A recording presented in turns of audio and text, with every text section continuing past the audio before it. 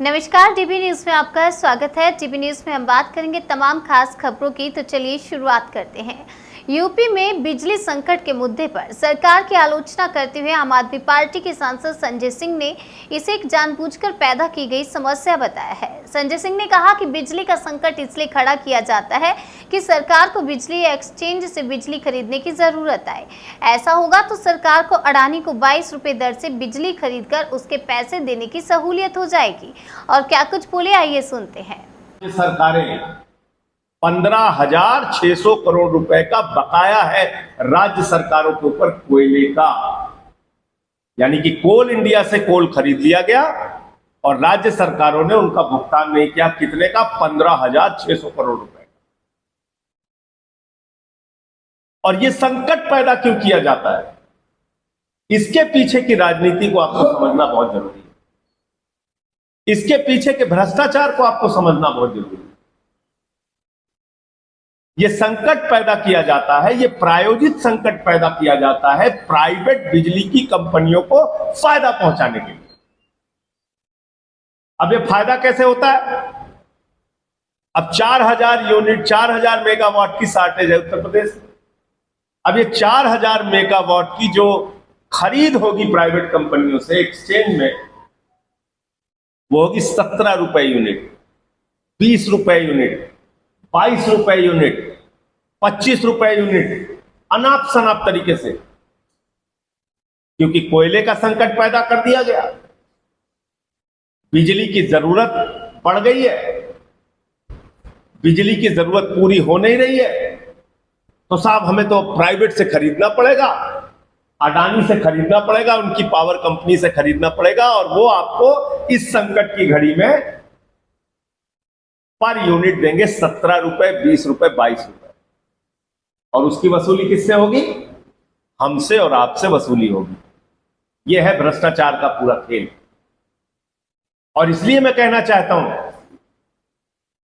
कि वो भारतीय जनता पार्टी और आदित्यनाथ जी की सरकार जो चुनाव के पहले कहती थी हम उत्तर प्रदेश के लोगों को फ्री बिजली देंगे। एक कहावत है हम लोगों के यहां कि देखा देखी पाप, देखा देखी पुण्य। तो आम आदमी पार्टी ने कहा कि हम 300 यूनिट बिजली फ्री देंगे, तो भाजपा भी कहने लगे हम भी फ्री देंगे, हम भी फ्री देंगे। फ्री देने के लिए नीयत होनी चाहिए, योजना होनी चाहिए, समझ होनी चाहिए। आप में ना योजना है, ना समझ है, ना नीयत है। फ्री बिजली तो दूर की बात है, बिजली गुल कर दी आपने, बत्ती गुल कर दी पूरे प्रदेश की। पंजाब में सरकार बनाने से पहले आम आदमी पार्टी ने किसानों से भी कई वादे किए थे, जिसमें अलग अलग तरह की राहत देने की बात कही गई थी। अब भगवंत मान सरकार ने किसानों को लेकर एक बड़ा फैसला लिया है। सरकार ने बताया कि वो धान की सीधी रोपाई करने वाले किसानों की मदद करेगी। पंजाब की भगवंत मान सरकार ने ऐलान किया है कि वो धान की रोपाई करने वाले किसानों को 1,500 रुपए प्रति एकड़ सहायता राशि देगी। किसान 20 मई से धान की सीधी रोपाई कर सकते हैं। इस दौरान मुख्यमंत्री भगवंत मान ने किसानों से अपील करते हुए कहा कि ग्राउंड वाटर लेवल बचाना समय की जरूरत है, इसलिए इसे बचाने के लिए प्रयास किए जाने चाहिए। उन्होंने कहा कि धान की सीधी रोपाई किसानों के लिए फायदेमंद है। सीएम भगवंत मान ने एक ट्वीट कर बताया कि आज आपकी सरकार ने झोने की सीधी उपजाई करने वाले हर किसान को 1,500 एकड़ सहायता देने का फैसला किया है। किसान साथियों से मेरी अपील, अपने दोस्तों रिश्तेदारों को झोने की सीधी उपजाई करने के लिए प्रेरित करें। इससे झोने की उपज भी बढ़ेगी और हमें मिलकर पंजाब की धरती का पानी भी तो बचाना है।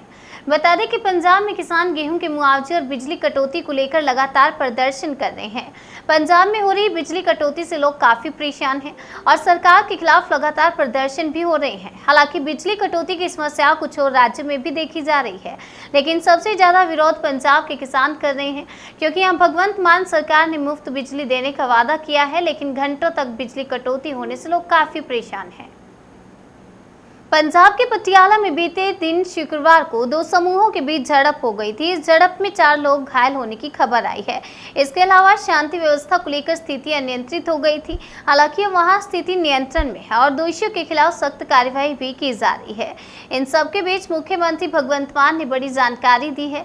भगवंत मान के अलावा अरविंद केजरीवाल ने भी इस मामले पर रिएक्शन दिया है। पटियाला घटना पर पंजाब सीएम भगवंत मान ने कहा कि पटियाला में शांति हो चुकी है। इस मामले में शिवसेना, अकाली दल और कांग्रेस के वर्कर थे। ये मामला 2 समुदायों का था, बल्कि 2 राजनीतिक पार्टियों के वर्कर आपस में लड़े थे। पुलिस अधिकारियों को बदल दिया गया है। अभी शांति समिति की बैठक चल रही है। तो वहीं पटियाला में कल 2 समुदायों के बीच झड़प पर दिल्ली के मुख्यमंत्री अरविंद केजरीवाल ने कहा कि जो लोग पंजाब की शांति को भंग करेंगे उनके खिलाफ सख्त कार्रवाई होगी। दिल्ली के मुख्यमंत्री अरविंद केजरीवाल ने इस दौरान बिजली की स्थिति को लेकर कहा कि दिल्ली में हमने अब तक बिजली की स्थिति को नियंत्रण में रखा है, परंतु ये पूरे देश की समस्या है। पूरे देश में इस समय बिजली की समस्या कोयले की कमी के कारण हो रही है। इस पर सबको मिलकर काम करना चाहिए। और क्या कुछ बोले केजरीवाल, आइए पहले वो सुनते हैं। सर, ममता दीदी से आपकी मीटिंग बड़ी चर्चा में रही। कल लोग कह रहे हैं कि आपने बताया नहीं किस तरह की बातें हुई आपके साथ। नहीं, कर्टसी कॉल थी, केवल कर्टसी कॉल। नहीं सर, आगे 2024 के मुद्दे पर कुछ बात हुई सर आपकी? नहीं, कोई बात नहीं हुई। अभी जुडिशरी की मीटिंग के लिए आए हुए हैं, उसके बाद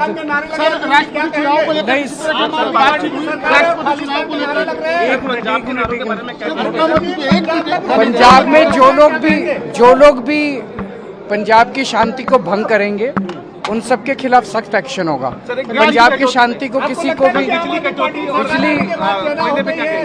बिजली की दिल्ली के अंदर अभी तक हम लोगों ने बिजली की स्थिति को कंट्रोल किया हुआ है, लेकिन ये पूरे देश की समस्या है। पूरे देश के अंदर इस वक्त बिजली कोयले की कमी की वजह से हो रहा है और मैं समझता हूँ कि सबको इस पे कोई राजनीति की बात नहीं है, सबको मिलकर इसके ऊपर काम करना चाहिए। वहीं आम आदमी पार्टी के प्रवक्ता राघव चड्ढा ने कहा कि इस समय पटियाला में पूरी तरह से शांति बहाल है। पुलिस प्रशासन ने बेहतरीन काम करते हुए वहां शांति बहाल करवाई है। भगवंत मान ने मामले को गंभीरता से लेते हुए कुछ प्रशासनिक फैसले लिए हैं। कुछ पुलिस अधिकारी को हटाकर नए लोगों को जिम्मेदारी दी है। रूस के यूक्रेन पर हमले के 2 महीने होने के बीच लंबे समय से प्रयास हो रहे हैं कि यूक्रेनी प्रेसिडेंट वोलोदिमीर जेलेंस्की और रूसी प्रेसिडेंट व्लादिमीर पुतिन की मुलाकात करवाई जाए, ताकि शीर्ष स्तर पर सीधी बातचीत से संकट हल हो। खुद जेलेंस्की कई बार पुतिन से सीधी बातचीत के लिए अपील कर चुके हैं। दोनों के बीच ऐसी सीधी मुलाकात की संभावना इंडोनेशिया में होने वाले G20 सम्मेलन के दौरान बन सकती है। इंडोनेशिया के राष्ट्रपति ने दोनों को ही G20 सम्मेलन में शामिल होने का न्योता भेजा है। राष्ट्रपति जोको विदोदो ने कहा कि इंडोनेशिया शांति के प्रयासों में मदद करने को तैयार है। हम चाहते हैं कि G20 देश एकजुट हो, उनके बीच विखंडन ना हो। वैश्विक आर्थिक विकास के लिए शांति व स्थिरता जरूरी है। वैश्विक अर्थव्यवस्था के पर्चे पर लौटने की राह में G20 उत्प्रेरक का काम कर सकता है। विदोदो ने कहा कि रूस और यूक्रेन दोनों ही देशों के नेताओं से इस सप्ताह बात की है। गुरुवार को विदोदो ने रूस और इंडोनेशिया के बीच सहयोग बढ़ाने और G20 सम्मेलन को लेकर बात की थी। हालांकि इंडोनेशिया ने यूक्रेनी राष्ट्रपति जेलेंस्की के हथियार देने के अनुरोध को ठुकरा दिया है, बल्कि मानवीय सहायता देने के लिए सहमति दिखाई है। गौरतलब है कि यूक्रेन और रूस के बीच युद्ध का 2 महीने से ज्यादा वक्त बीत चुका है और अभी ये संकट हल होते नहीं दिख रहा है। रूस ने भले ही कीव के आसपास का इलाका छोड़ दिया हो, लेकिन वो पूर्वी यूक्रेन में तेजी से हमले कर रहा है और यूक्रेन को पूरी तरह से समुद्री सीमा से काटने के प्रयास में जुटा हुआ है। इसी बीच अमेरिका ने यूक्रेन को $33 अरब की सैन्य और अन्य तरह की मदद देने का प्रस्ताव अमेरिकी संसद के समक्ष रखा है। नवनीत राणा और रवि राणा की जमानत अर्जी पर सुनवाई के लिए मुंबई की सेशंस कोर्ट में स्थित MP MLA कोर्ट में सुनवाई शुरू हो गई है। राणा दंपति की तरफ से वरिष्ठ वकील रिजवान मर्चेंट और आबाद पोंडा कोर्ट पहुंच चुके हैं। मालूम हो कि शुक्रवार को हुई सुनवाई के दौरान पुलिस ने अपना जवाब दाखिल करते हुए राणा दंपति की जमानत का विरोध किया था। दोनों चुने हुए नेता कहीं नहीं भागेंगे। राणा के वकील ने सुनवाई के दौरान कहा कि यह केस बिना बात का है। राणा दंपति चुने हुए नेता है और कहीं नहीं भागेंगे, इसलिए उनकी आज़ादी उनसे नहीं छीनी जानी चाहिए। वकील ने कहा था कि पुलिस ने भी उनको कस्टडी नहीं मांगी है और जिसकी वजह से वे अब तक न्यायिक हिरासत में है। दोनों की 8 साल की बेटी है। दोनों पर कुछ शर्तें लगाई जा सकती है, लेकिन उनको आज़ाद किया जाना चाहिए। इसके अलावा वकील द्वारा कई तरह के तर्क भी रखे गए हैं।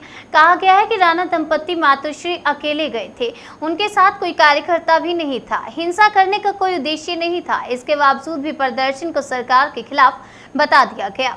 असल में विरोध प्रदर्शन तो सरकार के समर्थक कर रहे थे। यहाँ पर देशद्रोह जैसा कोई मामला नहीं बनता, लेकिन सरकार के वकील इस आधार पर इस याचिका का विरोध कर रहे हैं कि राणा दंपत्ति ने पुलिस के आदेशों का ही पालन नहीं किया था।